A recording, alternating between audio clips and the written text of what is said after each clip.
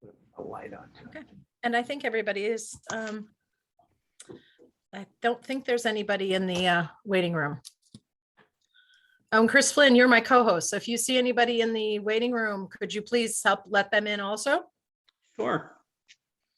Okay. I guess we can start. I'm glad we got a good variety of different water bodies represented. We were just going to kind of continue catching up. I see TWI's here, and I know they've been doing some really awesome things.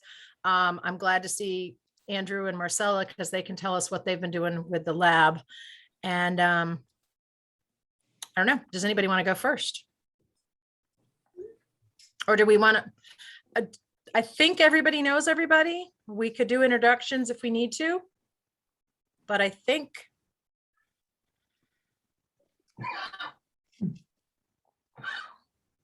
We okay? Okay. If you want, TWI will go first because we have Jerry and Melinda here. We also have the chair of the Tisbury Board of Health, which Awesome. has sitting right next to me here, has some implications for kind of the news that we have to share. Okay. I'd like to invite Jerry. TWI has traditionally taken some water samples around sensitive water bodies during rainstorms to just get a sense of what kind of pollutions are washing into the waterways during rainstorms. We took some samples more recently in Lake Tashmoo, and I want to ask Jerry to talk a little bit about the testing that we did and the results that we have found and forwarded to the Board of Health. Jerry, do you mind? No, that's fine. Melinda, I don't want to get too far ahead of ourselves on this because we haven't discussed it with the Board of Health yet, but Yeah. I think I mentioned last month that TWI was looking at getting some PCR testing, what's called microbial source testing, done on some samples from Lake Tashmoo. We've been taking samples for about a year and have found high levels of fecal coliform. And by high, I mean over 2,000 colony forming units per 100 mils. And so we were interested in knowing what the source might be. So we collected samples, had the fecal coliform, and we're testing for fecal coliform because we're looking in an area that has historically been considered a shellfish area. So we're using the shellfish standard. So we tested samples at the University of New Hampshire, Dr. Stephen Jones's lab. And I want to thank Danielle for alerting me to that lab. And what we found was, as usual, a mix of sources, but a very high level of the human marker, which has caused us some concern. And we're somewhere over 20 times higher than what the literature reports as a level of human marker that may be associated with human illness. So that's why we're talking to the Board of Health, and I'm going to get too much beyond that because we have to develop a plan of action with them. Is that an adequate summary, Melinda? Yeah, I think it's great.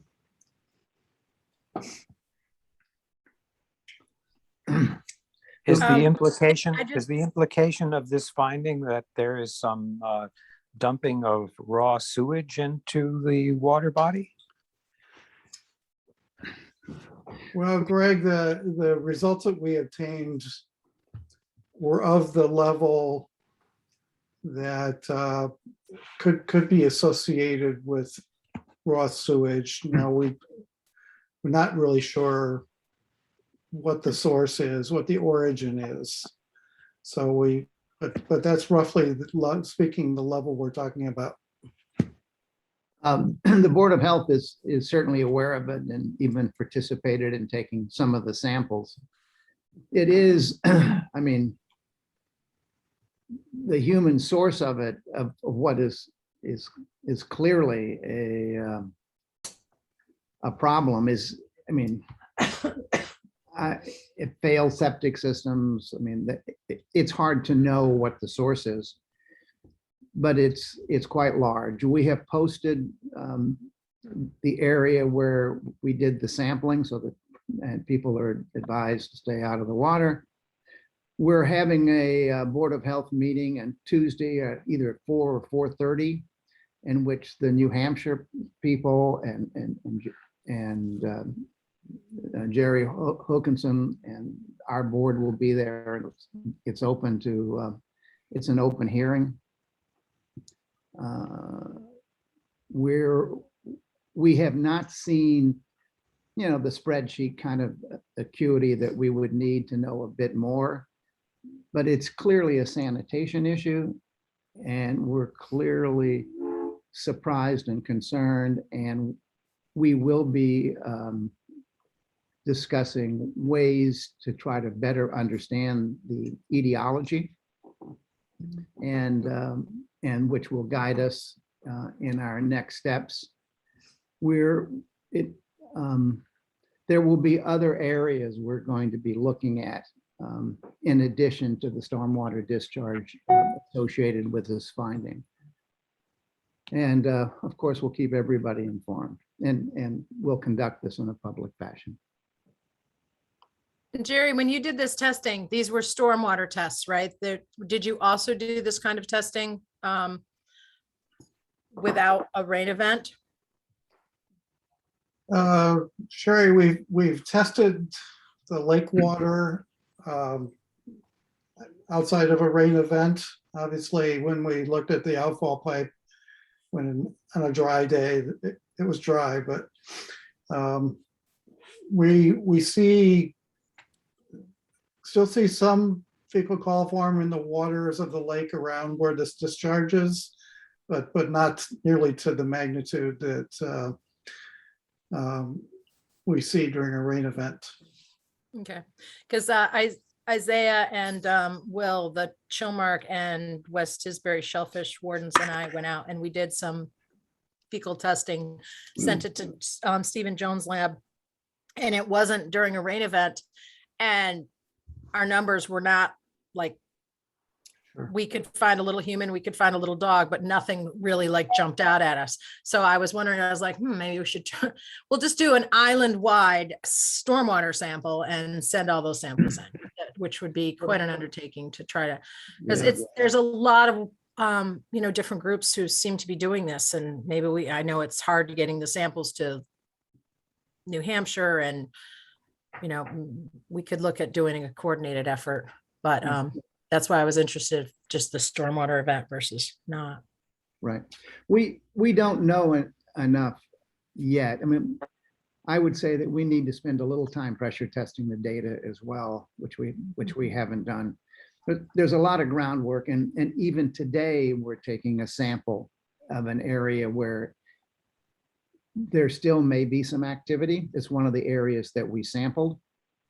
And we're also sampling an area, this is just for CFU, but we're sampling an area that is distal enough that we wouldn't expect anything from the water source that we're looking at now, the discharged pipe. So we're just beginning to do it, but I agree with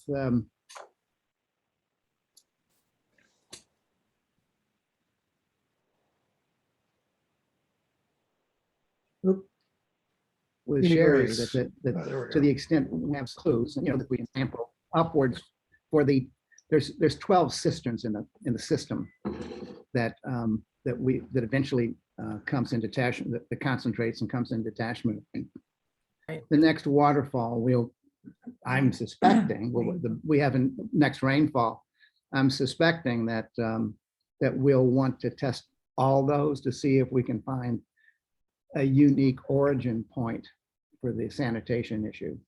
But early days, but surprising days. I for one,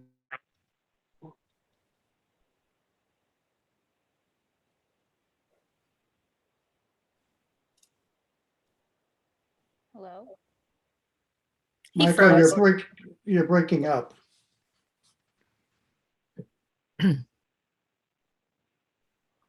Okay, So was only There he applied to comes. this in the last 2 days. add, So I have data if we too. put in advisories, good, please. No, I have data too from DMF of their fecal testing. It's during various rainfall events. Some of it's not, So I have some information, and it's not in the same exact area, but it's in the general area of the head of So- Tashmu. The Board of Health can get that from you, I imagine, Danielle. Mhm. Or if they don't already have it. I have it since 2010. I saved every single sheet, and I Great. have it in a spreadsheet too. Is there a conclusion from the work? No, it's like this is randomly throughout the year, and I mean, it depends. I mean, probably it's associated higher counts with rainfall, but I'd have to go and look at the sheets specifically where I saw over 80 fecal coliforming units there. So, and we can go back and pinpoint those. It'd be great if you could attend the public health board meeting on Tuesday. I want to. My sister also has a son in kindergarten, so I'm going to be babysitting him for that afternoon until she gets out of parent-teacher conferences. So this is a whole new thing. So Yeah, well, Great artwork. we believe kids are our future, so no problem. exactly. Rachel has been putting, Rachel Sorrentino, for part of the 208, she's been putting together the rainfall data for the island. And so that might be an interesting correlation. I think, and Rachel's on the line, so maybe she can add in, but I think it's for the airport. So, sometimes rainfall is a little bit different around the island, but that's a good general average that we could use as a comparison. And that's part of the data package that we're trying to put together. So that's I have accessible. So we rainfall can look data at that. too, Sherry, for the Edgartown, Oak Bluffs, Tisbury, and Chilmark. So I'm Current putting it all or in a spreadsheet. historic? Oh, it's current. It's like from April of this past year. Yeah, can you So- tell everybody about that, about how you are now collecting the rainfall data, when you started and who all is doing it, where you got that from? So DMF had a grant a couple years ago for coastal resiliency. And so Harry Lind, who is a member of the MSOA, he applied and he got us all rain gauges so we can accurately manage our shellfish areas, because over a certain amount of rain, we'll have to close down shellfishing beds because of that runoff.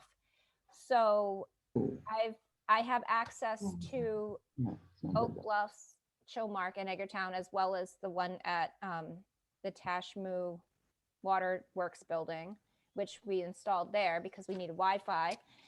So we have it more specifically for those ponds. So Oak Bluffs is at the Hughes Hatchery, and I can't say exactly where Edgartown is. I got to talk to Paul. And then there's one for Menemsha Pond for Chilmark as well. And I have that data, and I've been collecting it all in a spreadsheet since April. Great. So I think there's that's great. differences. Danielle, I'm happy to hear that. What I have collected is the NOAA data, and I've only collected it for the airport location. Okay. But that data goes back to 1998. And so for that, we have temperature, precipitation, and wind. So we can, nice. put those two things together. I've just been taking the numbers because we can only look at it for a month. collectively on the website if they're accurate weather stations. I haven't been taking the wind and that stuff, but I'm sure you can find that historically too. Yeah,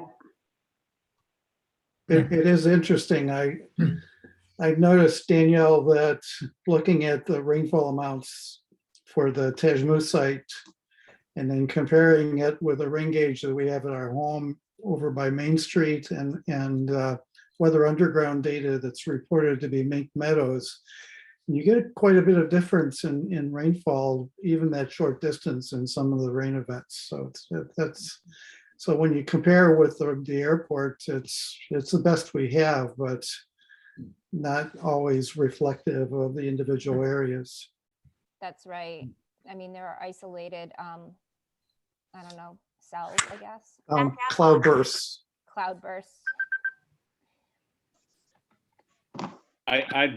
This is John Shirless. Good afternoon, everybody. Just wonderful news that these data are being compiled. I wonder whether it might be worthwhile to put out, if only through this network or otherwise, a call or appeal for rainfall data. It would seem to me, especially given the Agricultural Society and everything else going on the island, that some people may have longitudinal meteorological data that could go way back.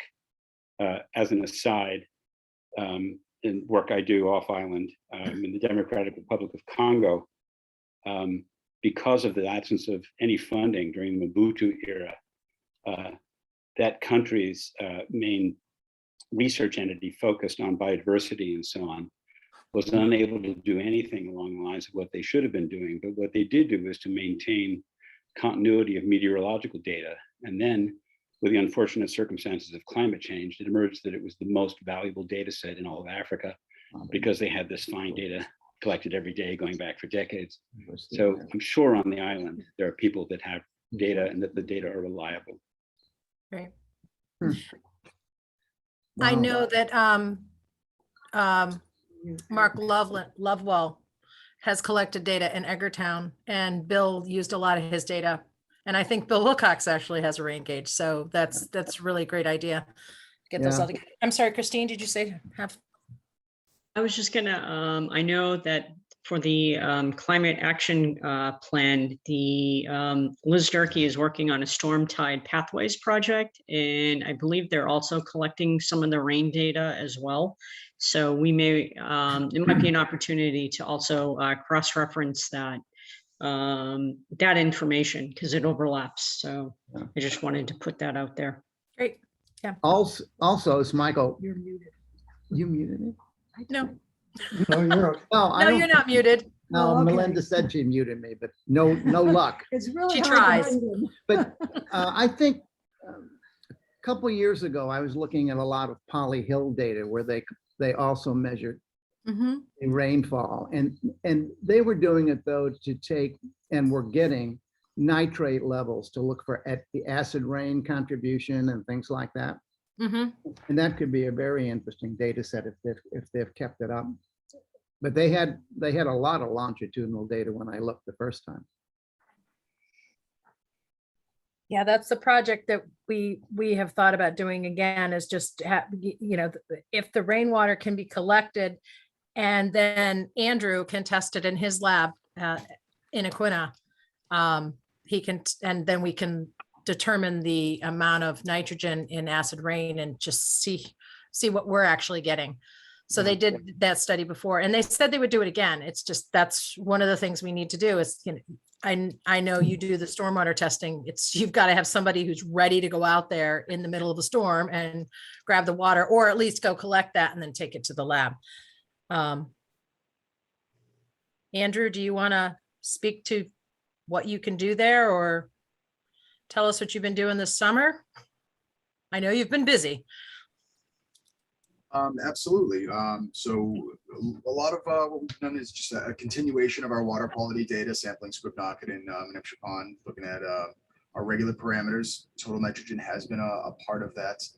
Marcella has really done a great job putting that project forward. We've got a threshold that we're slowly lowering and lowering within reporting limits below what our current ponds are, so that way it can be used essentially for a comparative feature for total nitrogen versus what we look at in effluent, which is far higher.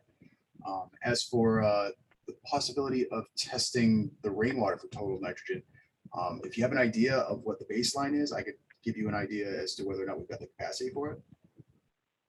Okay. But it's absolutely something that we'd be happy to look into. Do you have that information offhand, or? I don't right now. But yeah, we can talk about it more. Imagine it's pretty low. We're currently looking at a low end threshold of around 0.3 MGL, slowly getting it a little bit lower, but that's, if it's below that, we might have to look into possible other methodologies. That's great. You're getting your detection limits that low. Certainly. So effluent's not a problem. It's that which we get from atmospheric and from other sources that we're really trying to hone that down, which are very low levels. But when you're looking at your TMDLs, the lowest I think we've got for at least the healthier pond system is Neptune. It's about 0.35, so we can still get below at least that, and most certainly be able to do reasonable detection in some of the impacted ponds.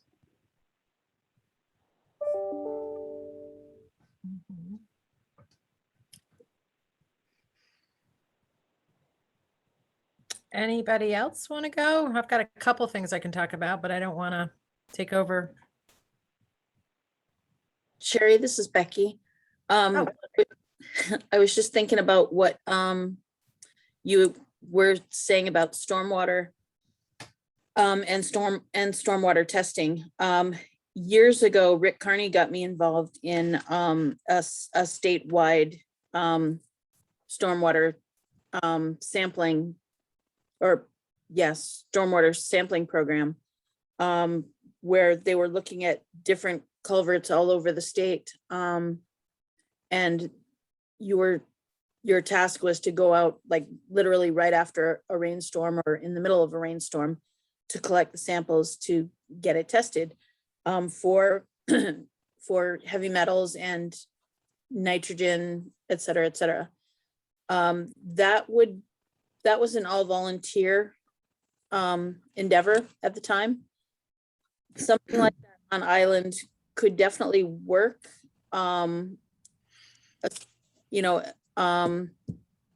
Especially there is the possibility of getting 319 money for something like that. State has the state puts out a call for proposals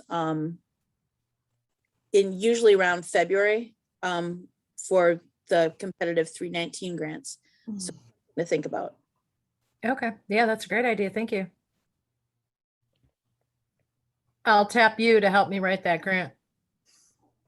You're just good at it. Absolutely. Hey, I'm on a winning streak right now. Life is good. Okay, Anna, I'm sorry. Yes. I think I saw your hand.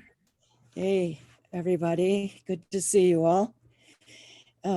So I would like to ask about the soybean oil nitrogen filter that's at the bottom of SCIF. And I wonder, is there any, is that the only one of that type that is being put in, or are there plans for more? That is the only one we have on the island right now. And there are no plans for making any more of them? We don't have a grant for one yet, but we're still looking. That PRB has actually been reducing the nitrogen. We're getting 0 numbers through it. So it's positive. We're really happy with the results that we're getting. I know you have some issues about the soybean. I do. And let me address that, please, because I think it's really, really important that we look at the profile of whatever it is that we're wanting to put in order to reduce the nitrogen. So it turns out that There are more than 3,000 gallons of soybean oil that are used for that filter, 3,431 gallons of soybean oil.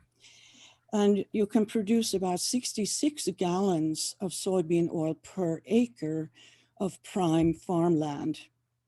So in order to produce the 3,400 gallons, it's required 52 acres of prime farmland to produce that.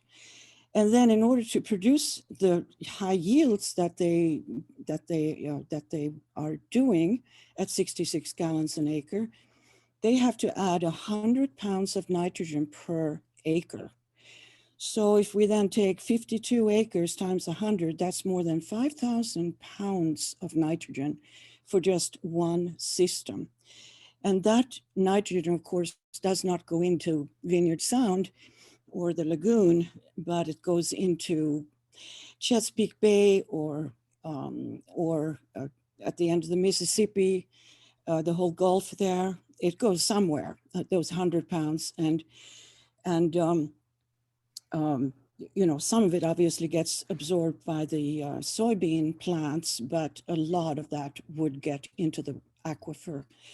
So I think that this is a system that needs to be not request any more funding for any more of them, because I think it is, I don't know what kind of adjective to use there, but the idea of using 52 acres of prime farmland to produce 3,000 gallons of soybean oil for one system is not acceptable. And I wonder if we can have some discussion about this.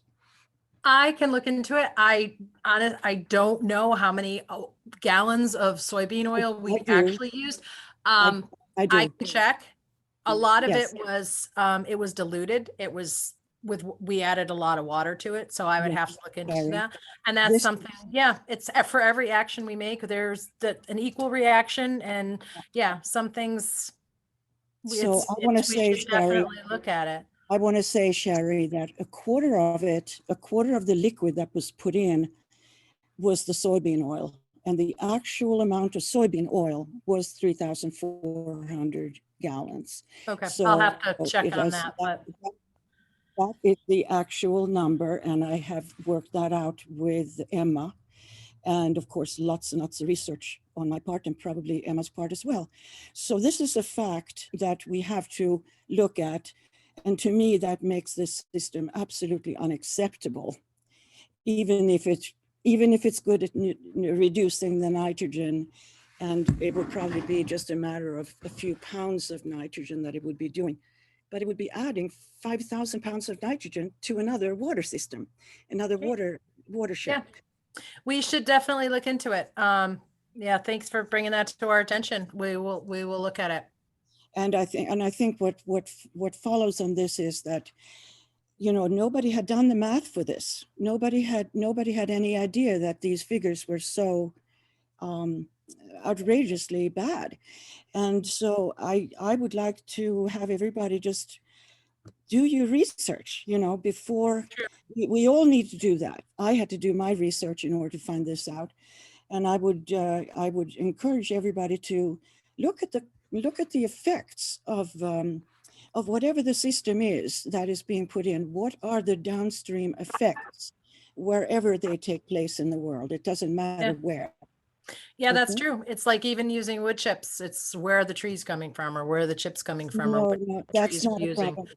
I don't agree with that. I don't agree with that because we have thousands of tons of wood chip wastes here because there's of all the landscaping and all the dead trees and stuff. Wood chips we're never ever going to run out of, and that is the key to reducing the nitrogen. Okay, thanks. Any more discussion? Thank you. Anybody have a discussion point?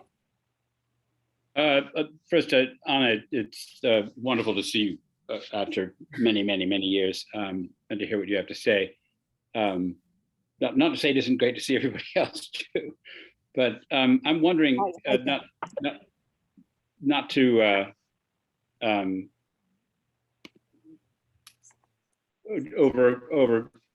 take over the meeting or anything, but I'm wondering if it does turn out that, say, it was, 100 times the amount, there's got to be some level of nitrogen that Anna's talking about. If indeed the figures are robust, and it's inevitably the case that a certain amount of nitrogen is needed to produce soybean oil yield, there would be a point at which it'd be a clear case that the trade-off wouldn't be worth it. And then on the other hand, there's probably a clear case where if it's a negligible amount of nitrogen that's produced, that the trade-off might be considered worthwhile. In other words, say if it's less than the nitrogen that is prevented from getting in on the vineyard. And so, rather than simply tabling this issue, I'm just wondering if there should, not necessarily discussion now, but thought put into thinking into considering thresholds for looking for alternatives. Yep. I think this is sort of a new problem that was brought up that people are not prepared to grapple with in a meaningful way. And I like the idea of tabling it a great deal because we can spin our wheels and spend the whole meeting on this. I'm not suggesting it's not an important issue. It's a very important issue, but we're just not prepared to grapple with it now. Perhaps we can come back and address this in more detail at another time. Well, what you mean, you're suggesting to do more research about it? Is that what you're saying? Let me jump in here because I agree with that. I think it's tabling doesn't mean you ignore it. It means that I think that there's more issues or it needs a more comprehensive analysis, which means not just flat out saying it takes this amount of nitrogen to grow soybeans. For instance, where are the soybeans growing? What watershed is it going into the nitrogen? Is it going to be developed? Let me just finish. I'm just saying that and what are the alternatives to soybean oil and their effectiveness and where it is here? It's a bigger conversation rather than just isolating, certain definitely, issues that are valid, but I think there needs to be a more comprehensive analysis rather than just flat out, saying because of these facts, we better not do this anymore. And the members of this committee need to be able to prepare ourselves with some more background on it before we can discuss it meaningfully, I think. Okay, well, for your information, this soybean oil was grown in the Chesapeake watershed area. I forget which state.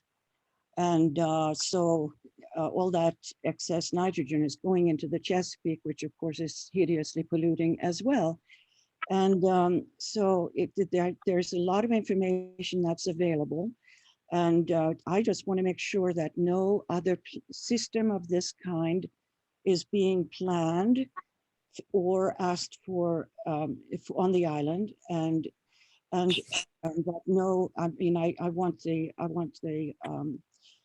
us as a group to come to the realization that this system is unacceptable because of its bad consequences elsewhere. And so that if it's in the pipeline right now, then we need to stop it right now. And we're not going to ask for any more funding for any more of those systems. That's what I would like to end up with today. Okay, thank you, Anna.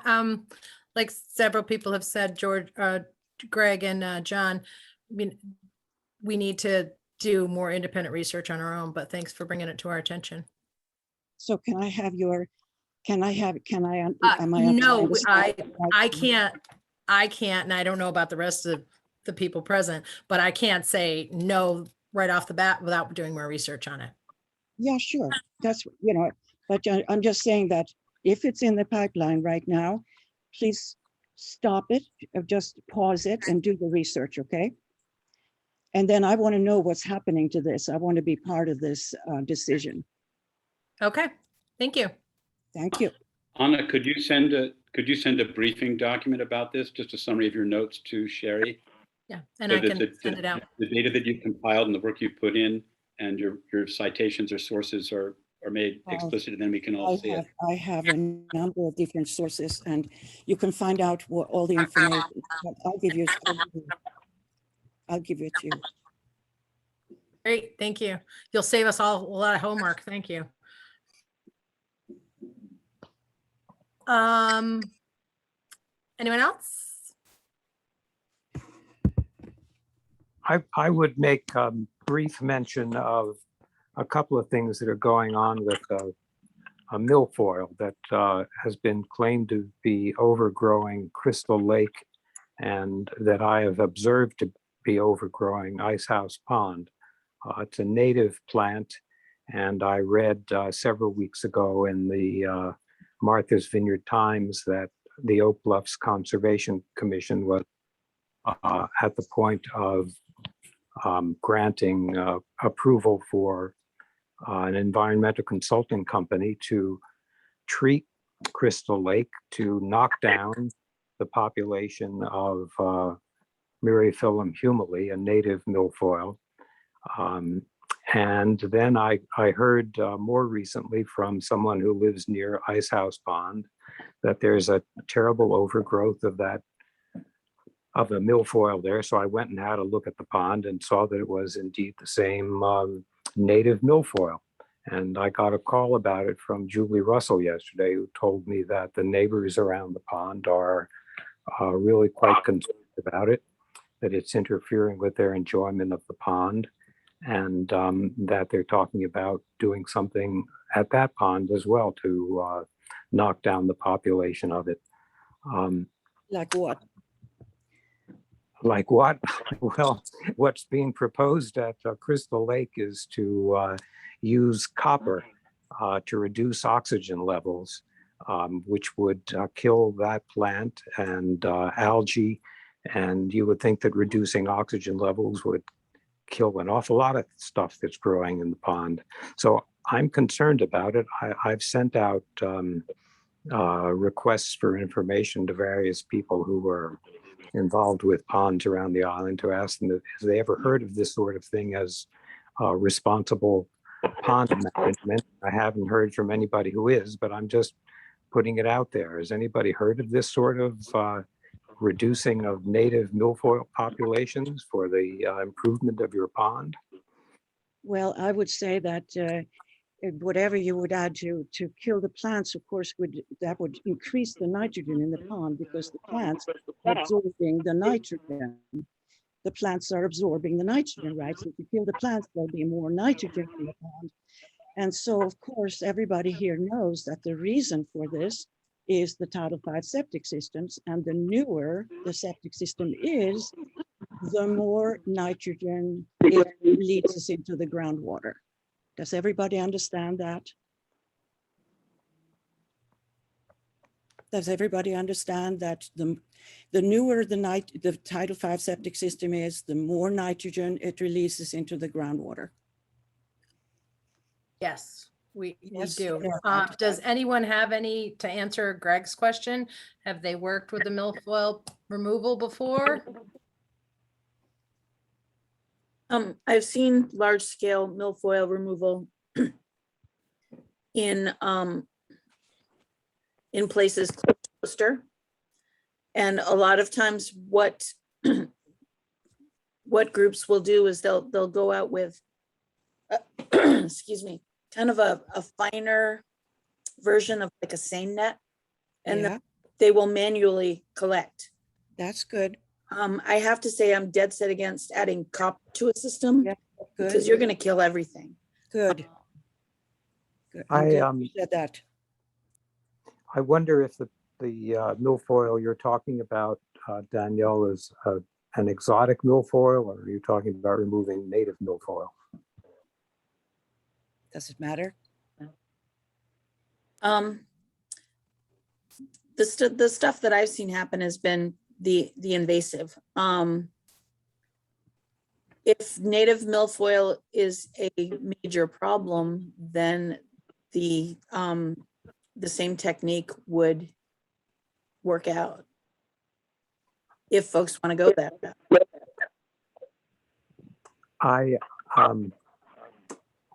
I think, you know, there's something going on, especially at Icehouse Pond. It's a dramatic change, and you have to think that it might have something to do with the fact that people are spending 12 months a year here now instead of just summer in many of the surrounding properties. Perhaps the added rainfall this summer over the usual amount might be driving more nutrients into the pond. I mean, I guess that's something to be investigated, but it does seem to be a striking change, at least at Ice House. I can't say for sure at Crystal Lake whether there's been a drastic change. It would be interesting to know how many new Title V septic systems have been installed within the watershed area of Ice House. Yeah, that would be interesting, because I'm not seeing that kind of, I'm not seeing that kind of growth at all on Seth's Pond.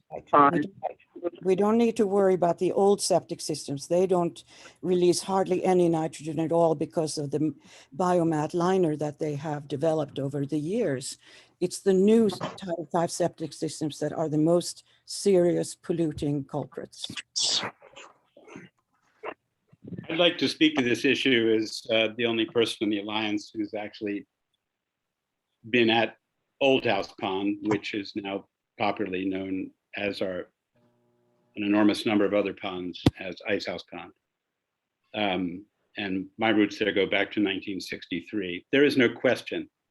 There is a quantum change, much absolutely for the worse at that pond in water quality, no matter how you slice it. The milfoil appeared a long time ago. I would argue that for the first 10 to 15,000 years of the existence of that pond, which is a classic kettle hole coastal plain pond, that milfoil was not there. I've speculated as to how it got there. Did it get there via Canada geese? Did it get there on the shoes of people coming in with boats that are used in other ponds for, ironically, surveying water? There are any number of possibilities. So did it get in there with a large net used to survey fish at the pond in 2000 and something, 4 maybe? I don't know that we'll ever know where it's from. And I'm interested to know that it is native milfoil, whenever I looked into that, it was so long ago, I can't remember. But it would be good to confirm that. I agree completely with Anna Edie's point. Killing something of that biomass amount and leaving it in place is going to release an enormous amount of nitrogen. Pulling the stuff out from the bottom of the pond also is going to have consequences, but the trade-off may well be worth it in terms of releasing nutrients as well as, no doubt, toxins from the sediment in the bottom of the pond. As Anna pointed out, that stuff is there because the nitrogen is there to nourish it. And it is an open question, where is that coming from?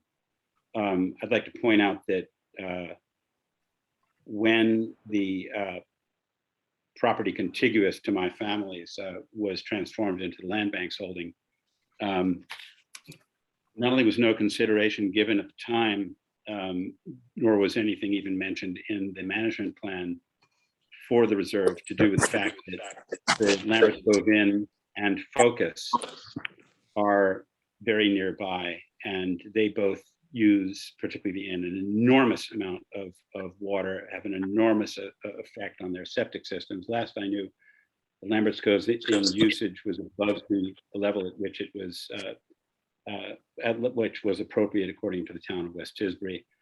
When Focus put in its plan to expand its campus, and it was considered a DRI by the MVC, as I was understand by MVC heads, the a priori assumption was made when the perk tests were done about groundwater flow, and the prevailing concept, I think, based on how it works in the outwash plain, which is the majority of the vineyard, but it is in fact a complete black box. It's a totally unknown in the terminal or lateral moraine of that area as to where the groundwater flows. But the assumption was that groundwater flowed from Old House Pond to Uncle Seth's Pond, and from there to James Pond, and from there to Lambert's Cove.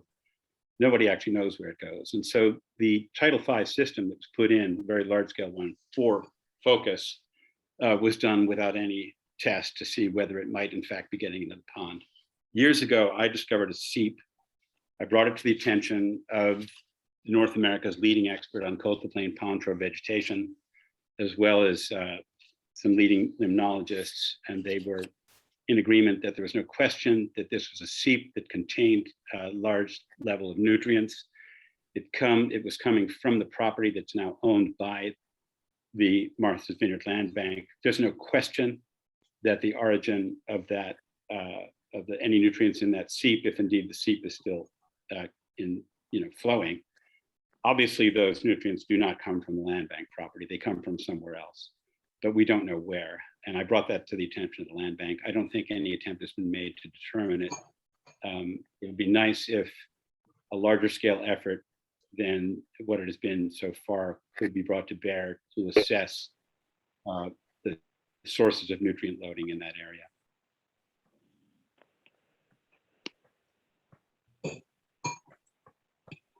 My level of personal feeling about this is not zero, and I acknowledge that my presentation may reflect that. Thanks, John.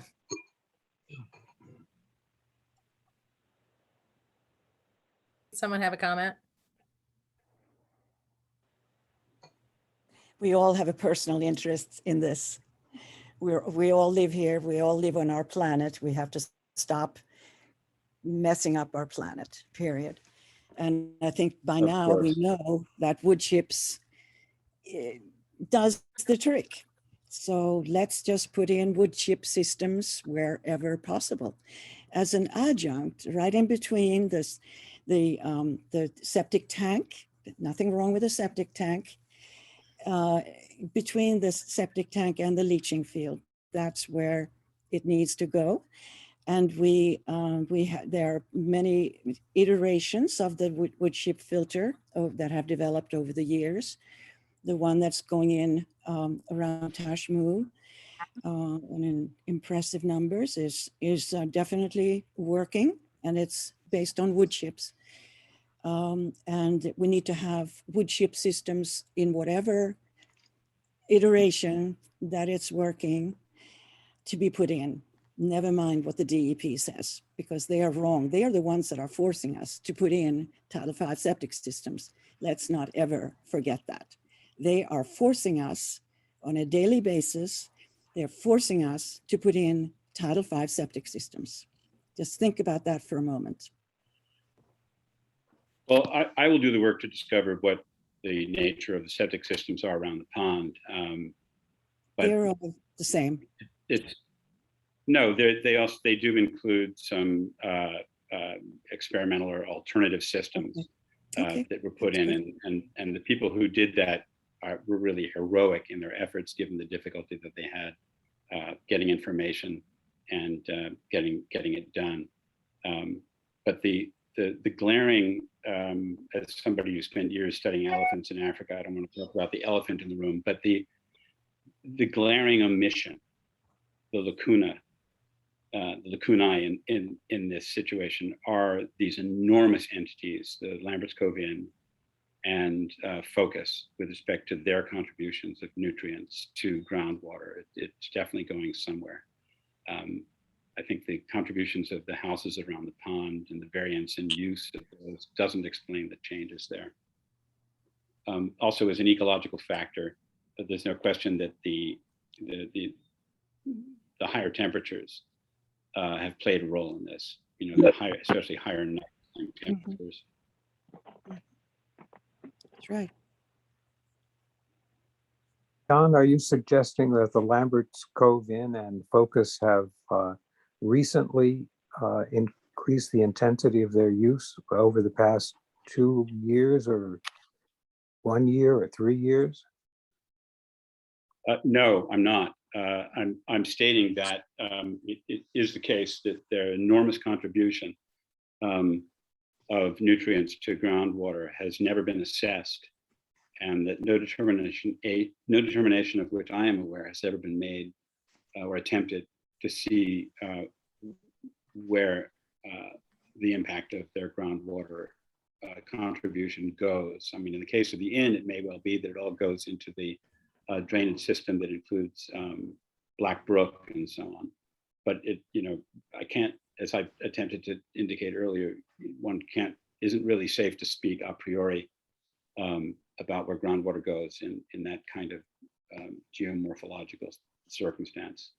John, do you know? I think that given the amount of time it takes for groundwater to move, things have come to a head. But I mean, it's been very bad there for years. It's not a sudden change in the last year.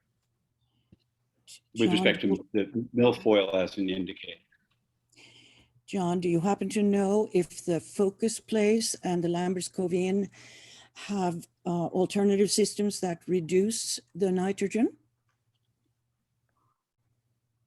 When, after the commission approved the expansion plan for Focus, I was acquainted with the foreman on the construction project there, and very kindly showed me that, for example, the dormitory that sits in the lowest point, it's actually a drainage line that runs between Uncle Seth's Pond and Old House Pond. At the time, it was going to, I don't know what it is today, but it was slated to be the girls' dormitory. And they actually had toilets that were not, in fact, connected to a septic system. I forget what particular system they had. When I looked into it a few years later, I was told that nobody was willing to use them. So they do have alternative systems. Whether, I doubt they've done anything, but I don't know. So, since putting in the large Title V for the expansion of the capacity of the campus, as I indicated, the last I knew, which was possibly from a year ago, whatever the Lambert's Cove Inn's septic system was, their capacity exceeded what they should be doing given the septic system, according to West Chisbury. And they didn't have anything in the way of an alternative system of which I was aware. But again, I'll run all that to earth and share it with you. Thanks, John. I see the iPhone has the hand up. Just scratching my nose. Okay, I'm sorry. Gail Barmakian, I see you're here. Is there any way you could give us a brief update on the CWMP for Oak Bluffs, or are you not ready for that? I'm sorry, I don't mean to spring it on you. I just got the email, sorry. That's why I'm tuning in late. Sorry about that. Yeah, but what was the initial? I'm sorry, I've got two Gails. Gail Barmakian, I saw that she was with us, and I was going to ask her to do an if update. she could talk about the CWMP that Oak Bluffs is working on. Okay. I thought you meant the Blue Pages handout. Well, maybe she's away from us for a while. So Gail, I'm on the phone. Can you hold on a second? I'm sorry. I'm at work. I'll be right there. Hold on. Okay, we'll have Gail give the Blue Pages update. Blue Pages, I handed out more yesterday, but I do not have a car, will not have a car until maybe 2022. And I would love some help handing those out and maybe going to the schools, giving the school libraries and any other places you think. But they really, it's so important to get them out there and get them visible. So anybody who could help, I have some at my house, but Sherry, the bulk of them are at the commission. Yes. So anybody who can help with that. Yeah. If anybody wants to we're usually, we're not really open for business.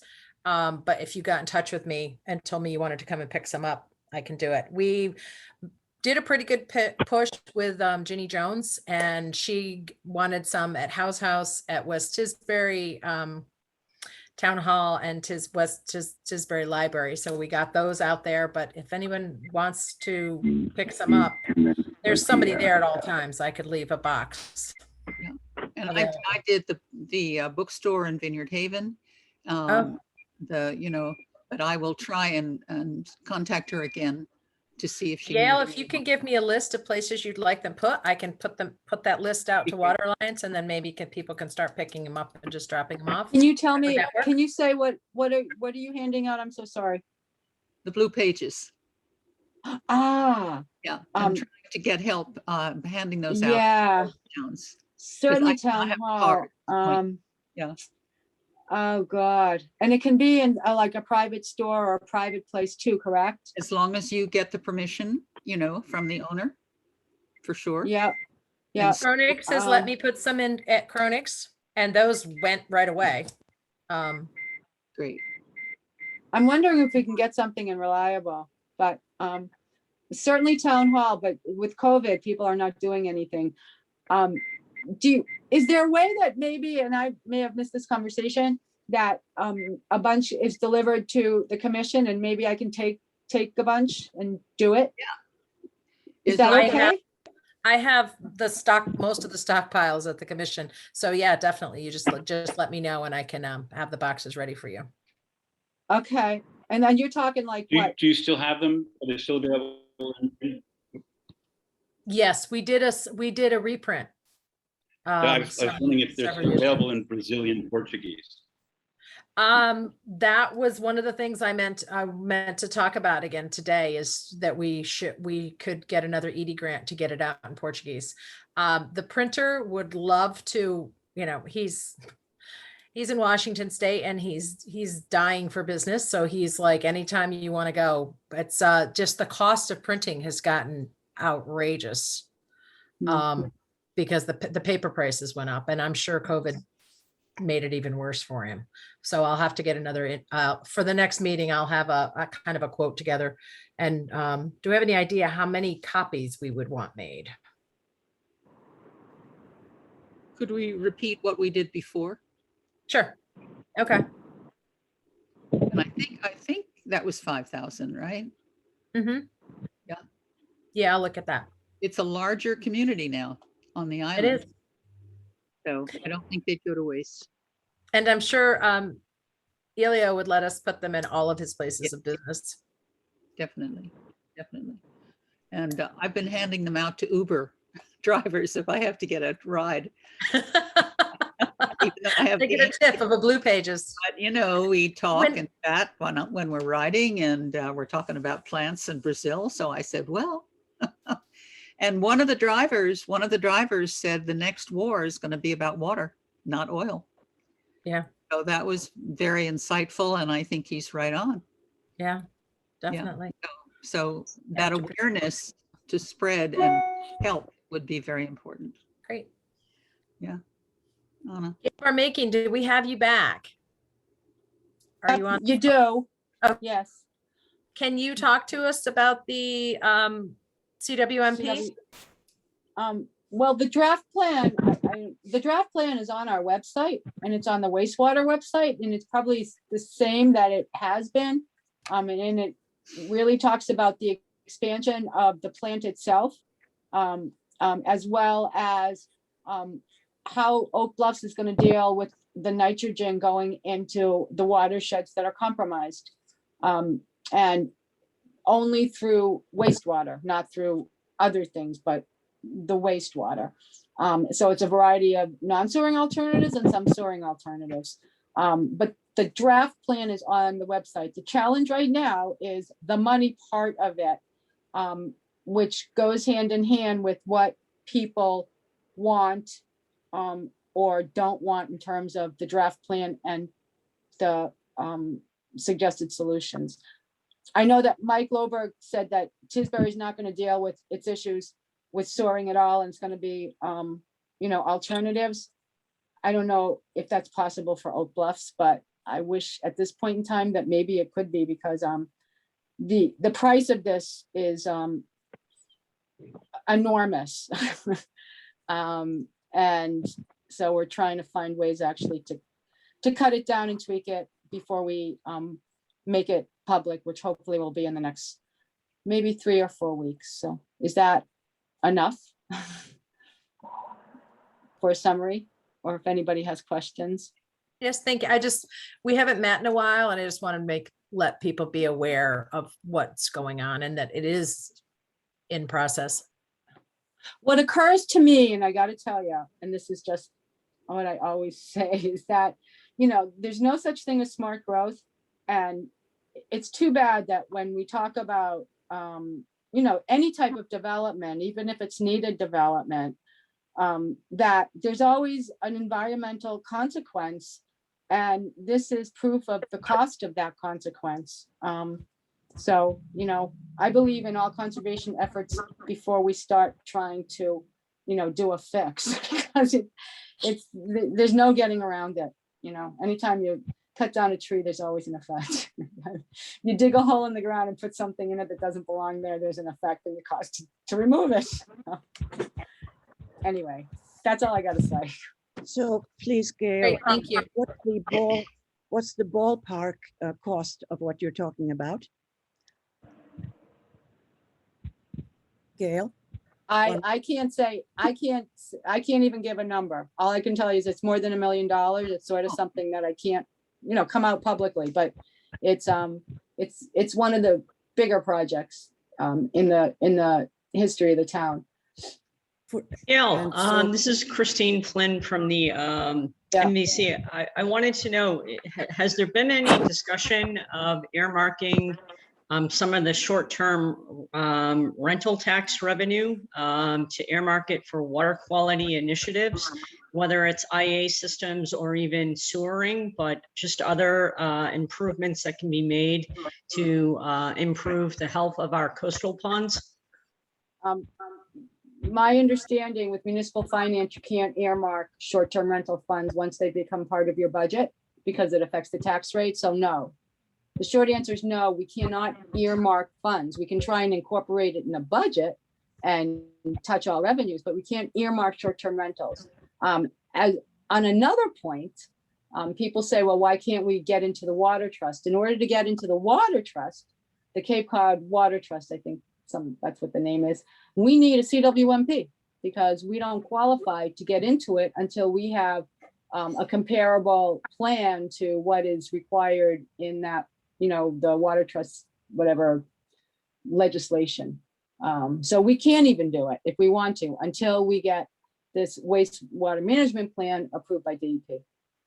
So And that's a challenge, quite frankly. Hopefully down the pike, because we have, some legislation for infrastructure coming down the road, maybe there will be some federal funds in substantial numbers to help us. Great.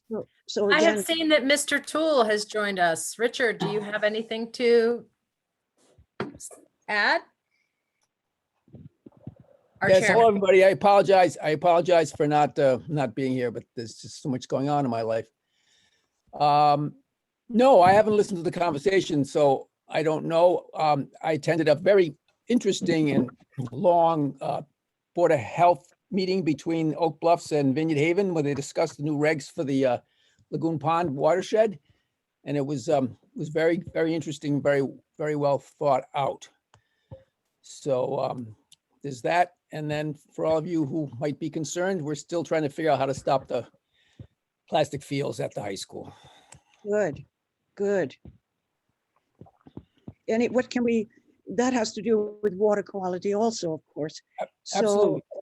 So Richard, is there, what can we do to help stop the plastic fields? Well, from my understanding, the only people who have the right to appeal, I don't know what the building official has done. It was on his desk earlier in the week from the planning board, and he could have directly required that it get a special permit. And then there are other town boards that might require a special permit. But if he didn't require a special permit, abutters within 300 feet of the high school property have the right to appeal. So that's a thought. It's going to go before the, let me just get this phone shut up. Hold on. It seems to me that, for the Vineyard to end up with plastic playing field is just plain insanity. Yep. And we have to do something to stop it. I know there was a tremendous effort, of course, to stop it at the MVC, where hundreds of people wrote in various ways and talked. But this just can't be accepted on the Vineyard. We just have to stop it. So we have to find a way to stop it. And I wonder if anybody has any ideas about what we can do. Are we talking about, how many signatures could we get to stop it? Because grass is good. You know, they are proving that the grass, you know, the mistake they made is they compare the plastic field with the old grass stuff at the high school. That's what you hear again and again. But what we need to compare it is the plastic fields versus the fields that the field fund is putting in and using in the schools on the Vineyard that apparently are very excellent fields. That's what we need to compare it with. And then the plastic fields look even more insane. So how Yeah, can well, the field fund has done a great job. And for those of you who live in Oak Bluffs, check out the field that they did at the Oak Bluff School. It's really nice. Yeah, right. The next meeting that what this is going to come up, I'm pretty sure it didn't come up at the Board of Health meeting this week, but next week, Thursday, the 28th, this is supposed to be on their agenda again, where they get to decide whether they're going to require a special permit, a special review for the Board of Health. So for those of you who are interested, you can go on the town website and get that Zoom information for that meeting. This is way too big of an issue for the island to allow just a few members of the MVC and the Board of Health to make this decision for us. This should come for a vote. This needs to come for a vote because, for one thing, we're poisoning the whole generation of high schoolers who are going to be playing on these fields. And they're going to end up with reproductive destructions because of the horrible poisons that are in it. And that becomes ever more poisonous the hotter the fields get. And they will go up to 180 or something like that, apparently. And the more they get scruffed on and as people playing on them. So we're talking about public health, you know, never mind the groundwater issue. That's a very minor one. It's a huge one, but it's a minor one compared to the direct effect on generation after generation of high schoolers. So how can we get this to an island-wide vote? Yeah, I'm not sure. I'm not sure how you do that. Well, this is a democracy, right? So try a petition to the MVC. I don't know. This, you know. But as what I say is that this is much too big of an issue for the MVC to decide. This has got to be a voter to vote it. Well, I think you got to get a hold of our representative, I guess, maybe, and find out how you would, you know, is there a way to make this a referendum question? Yeah, referendum, whatever you call it, you know, it's time to practice democracy, you know? And, you know, look at your school board representatives. They're elected. It's time for some new school board representatives, I think. So, yeah, with MVC, it's time for new MVC representatives, you know? And you get a referendum on each town. It takes a certain number of autographs, you know, people to sign. Okay. To put an autograph on, to put a referendum on each town. So you could start with whichever, Vineyard Haven or West Tisbury, or, you know, start with one of them to see where the process is. That's wonderful, Gail. That's great. I like that. I like that. I'm just looking for a way to get the foot in there and then open the door and just say, no way, Jose, are we going to have this on the Vineyard? Okay. Period. Okay. You know? We hear you. Yeah. We hear you. Okay, sorry I brought that up. No, that's great. It's a water quality issue, Richard. It's an absolutely water quality issue and a public health issue. Yeah, it is. It is. So that's all I've got, Sherry. So I wanted to ask Gail if Gail is still there. I'm here. I mean, Gail, I'm sorry, Gail Barmakian. Oh. Is Gail Barmakian still here? Yeah, I'm here. Okay, great. So what is the cost? You say that before we can get any money, we've got to spend money on a report, what is it you called it? A water CWMP. What? Yeah, say that, please. What is it? A CWMP. Yeah, please. What does this stand for? Comprehensive Wastewater Management Plan, which is a plan of each town reporting on how they're going to deal with all of their wastewater needs. And for now, actually, the nitrogen, how we're going to comply with the Clean Water Act. Okay. So comprehensive wastewater management plan, how we deal with all wastewater, not just sewering, but everything. Right. So what that goes in a watershed.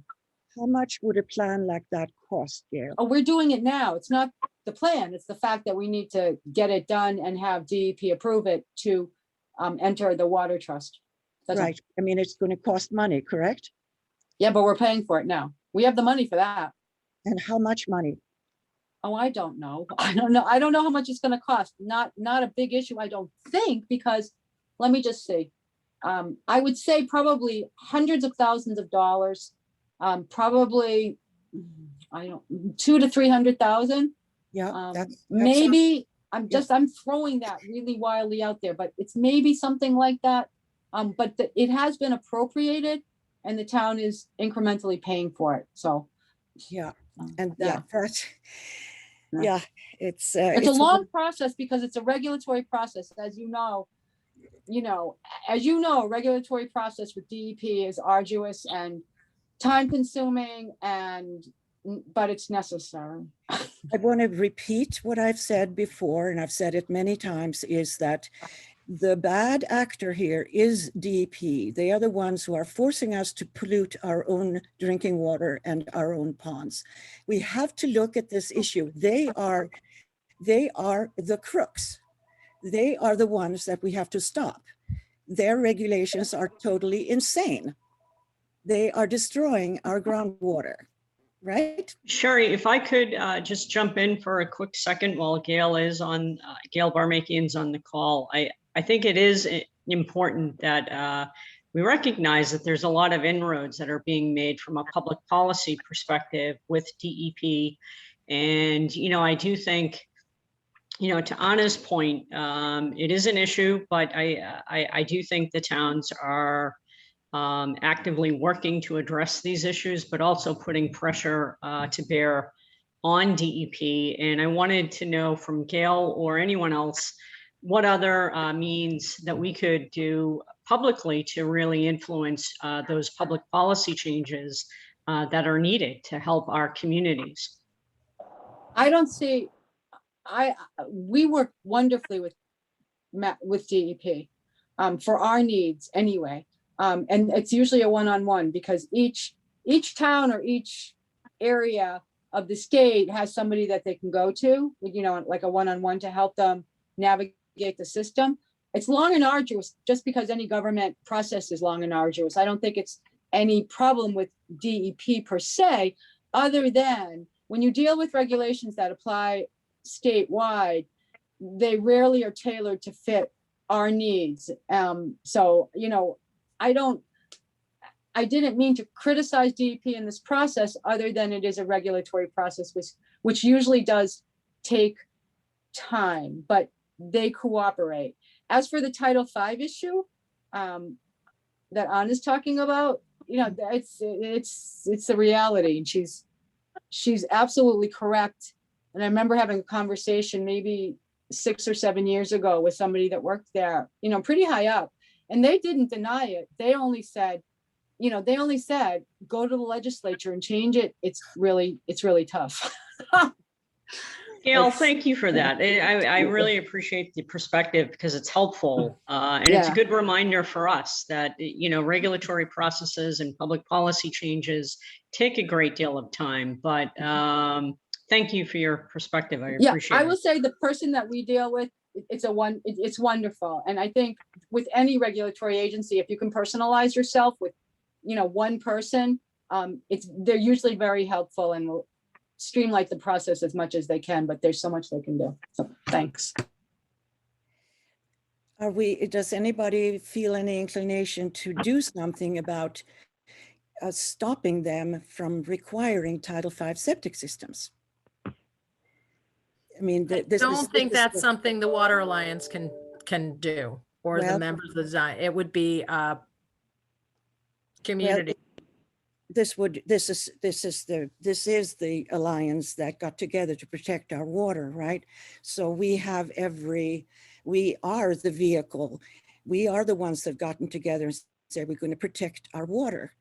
And so it would be natural for us to start something, or at least to think about how to start something that would eventually end up stopping the DEP from forcing us to put in the Title V septic systems.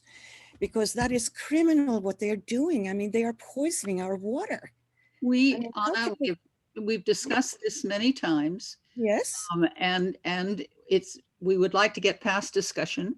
We've talked about Title VI at the Martha's Vineyard Yeah, Water Alliance, yeah, yeah, yeah. and talked to our representatives, to the Julian Sear and our other representative, or please help me, his name.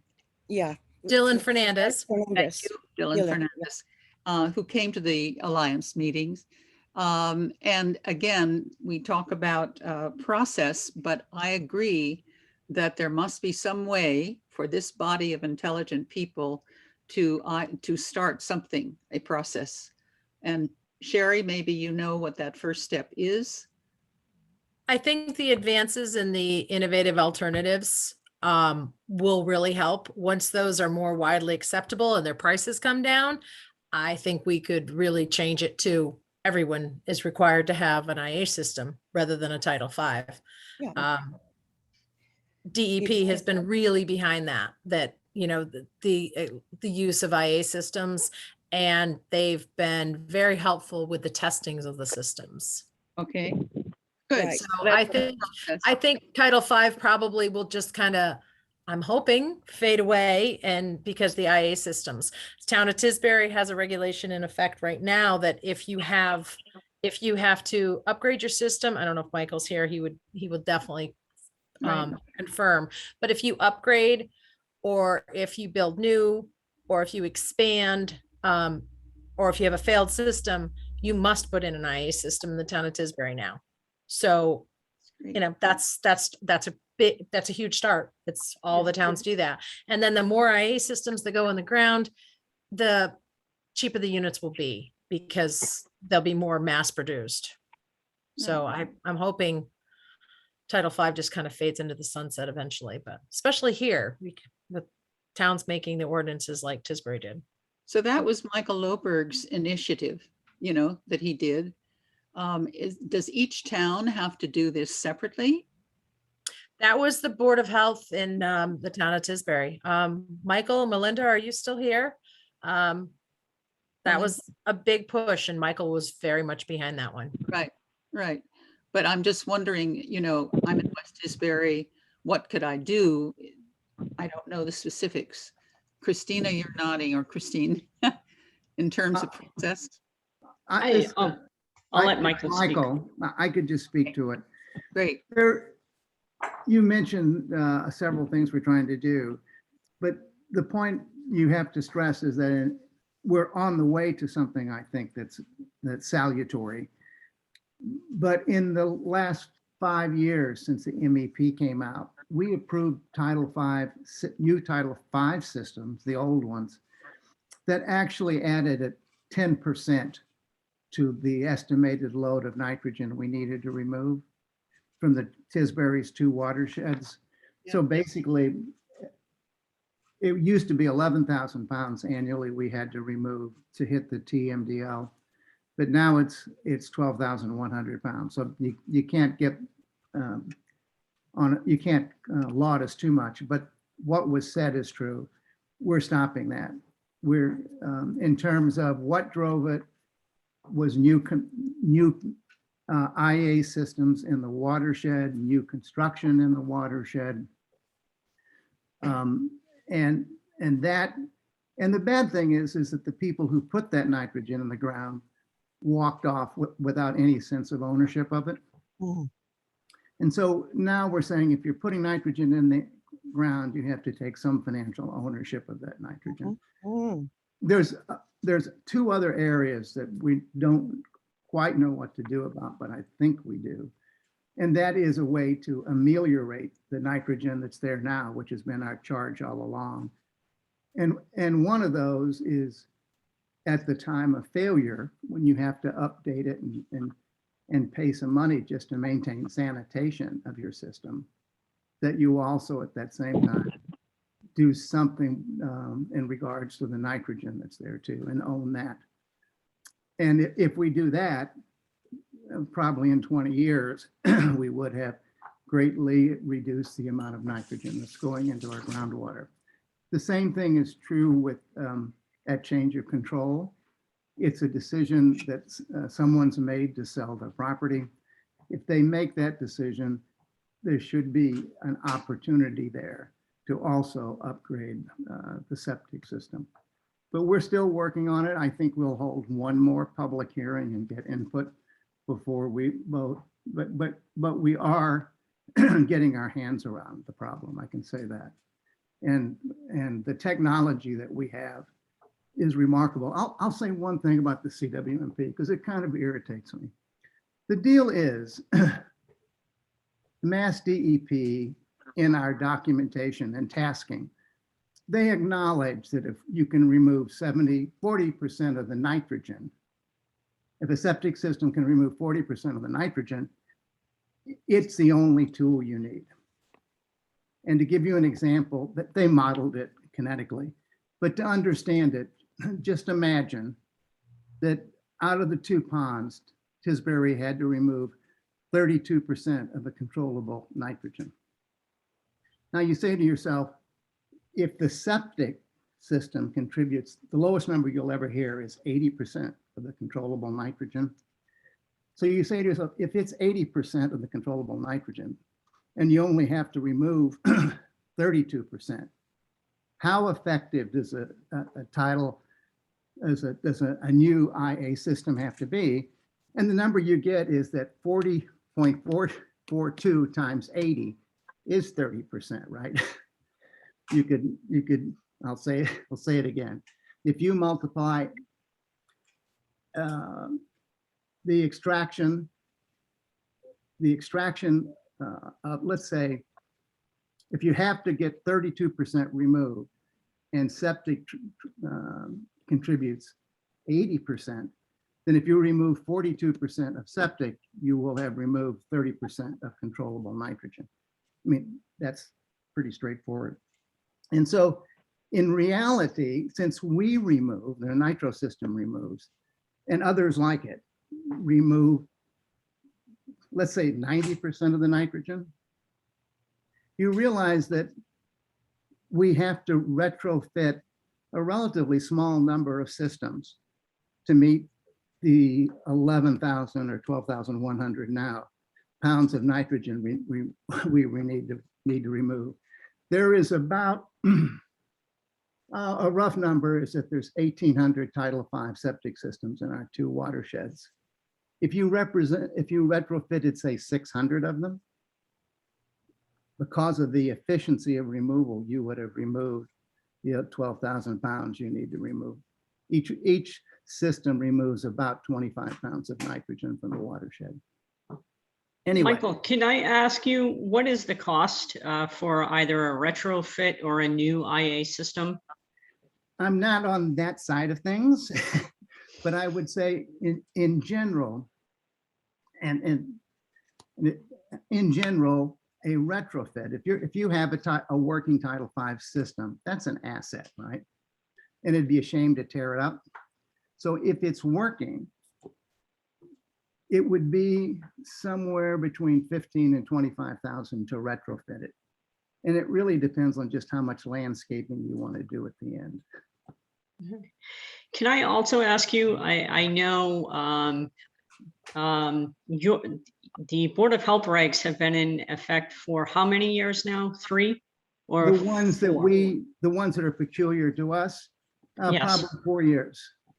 Can I ask you, has there been any development of any subsidies that the town could provide to incentivize homeowners to install these IA systems or, improve some of their septic systems? But, because there is a cost burden for some residents. So I'm wanting to know,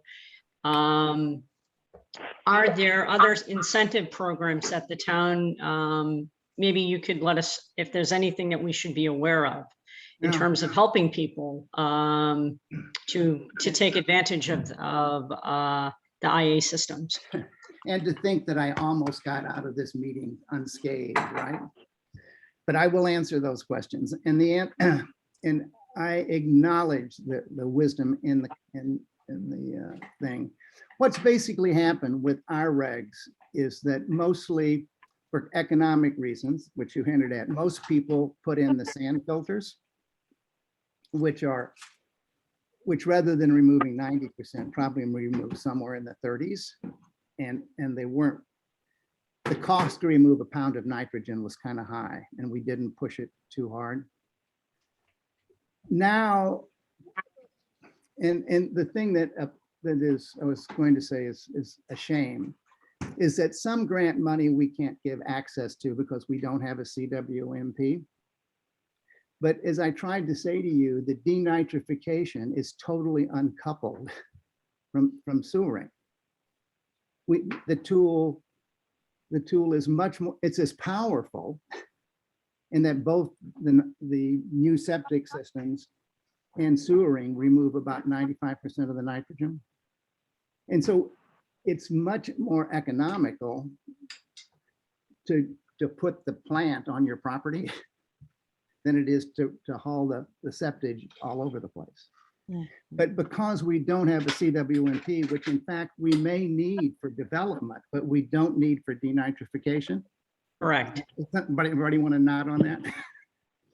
We don't need that for denitrification anymore. We have the tools we need, and we have multiple copies of them. So, No, but I think I'm because speaking still- to, are there subsidy programs that could help Yeah. incentivize homeowners to want to install a IA system? we are applying, we have applied for some. Actually, she has. Yeah, I see. There is some transparency here then. The commission We- has applied Yeah. for grants. We have partnered with as many people as we can to get as many sources of funding that we can, because we understand. And I would say that, if I could say it in a different way as well, if you're making the decision to add a bedroom or build a new house, or even sell your house, I mean, that's a homeowner decision, right? I'm not part of that process. If you want to do it and you're going to be putting nitrogen in the ground, own it. The other one that's not that is when your system fails. When your system fails, it is not a homeowner decision, right? In many ways, you're victimized and you may not have the money that you need. Now, we have always operated in Tisbury a fund that sets some financial determinants, income determinants in your tax filings that we look at. And if you can't afford it, there is money in this fund to pay for it. Great, that's what I was looking for. That's Michael, the thank one- you very much. I That's really the one appreciate that it. I think is a victim, if you want to know of this whole thing. But it's an opportunity for us to use the failure to accelerate the denitrification of our ponds. But we have asked for funds to do that. Whether we get them or not, we'll have to wait and see. But they would be prioritized for that. And Okay. will the town also consider, once you do your CWMP or your comprehensive nitrogen management plan, is there an interest to also, like Oak Bluffs, to think about the Cape and Islands Water Protection Fund? If you're asking me, I mean, some people are concerned about the fund because the accounting of it isn't as tight as it should be. I am not concerned about it. I see it more as an opportunity. I mean, the Cape got quite a bit of money from that fund, from the trust fund we're talking about, to do this. We have yet to vote on whether or not we would want to do it, but it is an opportunity to get money. There are downsides with Airbnb, right? I understand that too. Are you talking about a Thanks, town Michael. vote, Mike? A town vote when you say we haven't voted yet? Yeah, I mean, this requires a towns, it would help if the selectmen were in favor of it, but I can understand the competing priorities truly. So I don't know what's going to happen, but on the Cape, all the island towns are part of this. So All of the towns there are in favor of it. Or they're not in favor of it, they're on it, on the program. So I would like to say that since it seems that this CM something or other, I can't get the name straight. What is it called? CWMP, Comprehensive Wastewater Management Plan. Oh, I'm not against seems- it It if you seems need that development it seems issues. that it would cost, according to Gail Barmakian, something like let's say $300,000 or $400,000. So I'm wondering how many systems of your kind there, Michael, can we get for instead of spending it for this study thing, to instead pay for how many, like 20,005 times 4, 20 systems at least it would pay for, 20 nitrogen reducing But systems. to put this conversation sort of to rest, because you are talking apples and oranges here. Barnstable was looking to sewer 9,000 homes, Mhm. and it was 1.4 billion. Yep. It's in a league we're not playing in. Right. It's much more. So, but I mean, this study, this plan, this whatever it's called, I don't know why I can't get it straight. This would cost, according to Gail, $300,000 or $400,000. So I'm saying, don't spend that money. Don't do that study. Oh, I Instead, see. spend it for systems. That's how much it costs just to make the plan, you're saying. Yeah, I get that. Yeah. I- So that's $300,000 or $400,000. Oh, How many well, systems? that's come to me for advice there, so. Yeah. But there are how two many different plans. There can be a comprehensive nitrogen management plan and a comprehensive wastewater management plan. And Melinda or Sherry, if either of you could maybe clarify that. Those are two separate plans, but it's all about, the nitrogen management plan is more all encompassing for septic systems as well as sewer capacity. Is that correct? I know what you're trying to do. In my mind, you can uncouple the two, right? There is a comprehensive wastewater management plan that would very much help your development issues in your town. How much you want to develop it, how many units do you want to put in? That is not what the Board of Health is trying to do. No. I want to, I'm No, trying for information purposes to I'm say not that aware. nitrogen is for the, like overall, we want to reduce nitrogen from the ponds. We want to take out as much nitrogen as possible. Go Well, ahead, I Linda. don't remember ever Yeah. hearing about a comprehensive nitrogen management plan. Me neither. But Okay. I do know that towns are challenged to respond to the MEP targeted nitrogen load for ponds in their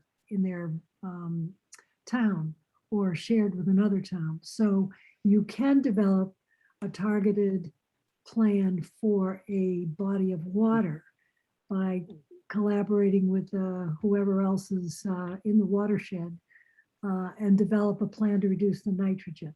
Yes, That that's is what I was completely referencing. Thank you, separate Melinda. from the comprehensive wastewater management plan. But whatever you do there, it does not open up the sources of funding like you'd like to see. Right. There is no, There's either a CWMP or a CWMP quote unquote like. And Adam Turner is working on developing such a plan for Up Island towns so that they could be eligible for this funding. And each of the Down Island towns are working on CWMP for their own town, which would also unlock access to the SRF funds. okay, Thank you. I appreciate the clarification on that because it gets very confusing. So thanks. I understand. And the MEP program that started all this was only nitrogen, right? That was the total goal of it, was to save the estuaries. Yes, and to establish the TMDLs, the total Yeah. daily maximum loads, correct? Right. Right. That was to protect the estuaries from eutrophication. And I would like to add about the cost of these individual systems. It varies quite a bit, but if you're doing an add-on, it's depending upon the condition of the original Title V and the topography of the land on an individual property, it can be $15,000. To put a brand new one in, you're talking about the cost of a Title V septic system plus the add-on. Thank you for your questions. Yeah, thank you. And Sherry is back, so I'm gonna hand this back to Sherry. I'm just trying to keep the conversation going, so Thank this is, you. you guys are a wealth of information, so thank you. I am babysitting for a puppy right now. Oh, that is the most adorable puppy. Say hi, Doc. Or- I'm very much looking forward to his mother returning. Yes, thank you. And I apologize, Michael and Melinda. I didn't mean to put you on the spot, but I know the two of you are a wealth of information, and I just, for discussion purposes, I think the perspective is really helpful for all of us to get a better handle regarding the options. So thanks. Absolutely. Well, Sherry, I think Thank you, Michael. after 2, I think I'm ready to go outside. I don't know about everybody else. Does anyone have any ideas for next month's meeting? Are we going to stick to the third Thursday? Sorry about the crying. The third Thursday. Let me look up that date will be. And if we have a topic, or do we like having an open forum discussion?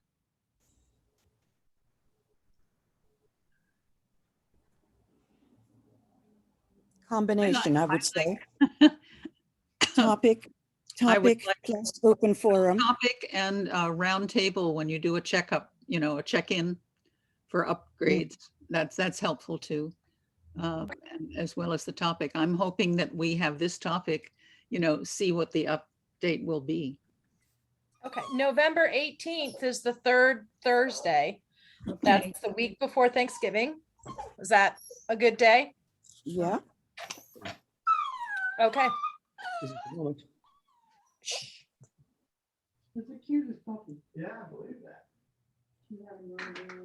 He wants to go outside with Richard and play. As long as he doesn't pee outside, right? I just, He pees in the grass.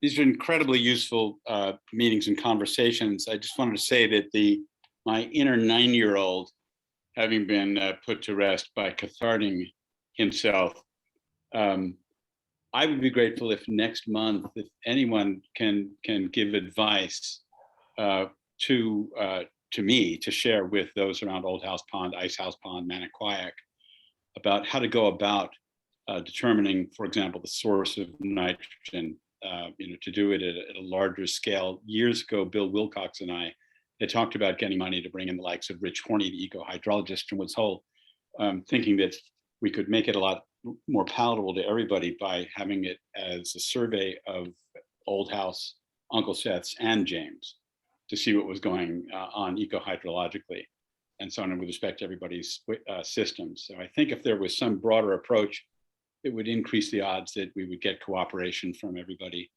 in the area to do it. So I would love to get input on that. And meanwhile, I'll put together what information I can about septic systems there and so on. So thank you for that.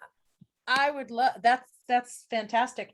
And I can talk to my contacts at USGS.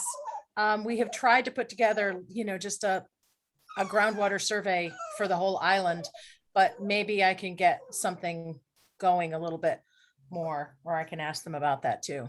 The whole island desperately needs it, so that's great. Thank you. I think people need to know, like the fungus, what's going on below the surface. And John Clark, who puts in wells, has been around for a long, long time, actually volunteered. He said, I would be happy to talk about where the water goes, because he has, and that I think would be a wonderful visual and reality for people to hear that their water is going to the lagoon or to, Senjakantaket, et cetera. I just think would be helpful, and I'd be happy to talk to him and see if he'd be happy to join us, if anybody's interested in that. Yeah, Great. Why don't you get in touch with them? it's another voice, that's, dealing with the water. Okay, I will, and let you know, Sherry, I'll let you know what the answer is, and then we can decide yes or no. Okay, great. Thanks. Okay. And Okay. Fred, I'm going to Sorry, I'm gonna give you a call and we can talk about Mink Meadows and what I found there. Is that okay?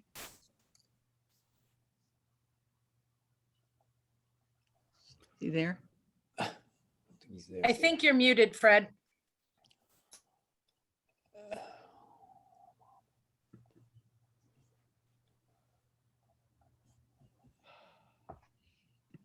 Fred, you need to unmute. Yeah, Fred, we can't hear you. Okay. 'cause you're- Okay, thank There we you. Sherry, that would be terrific. Thank you very much. Did you Wonderful, hear me? thank you. Yeah. Yes, I did. Thank you. Okay, all set?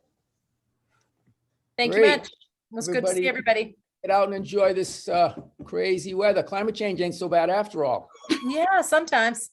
What time? You all. Have a great weekend. The Take meeting's care. still starting at 1:15, Sherry?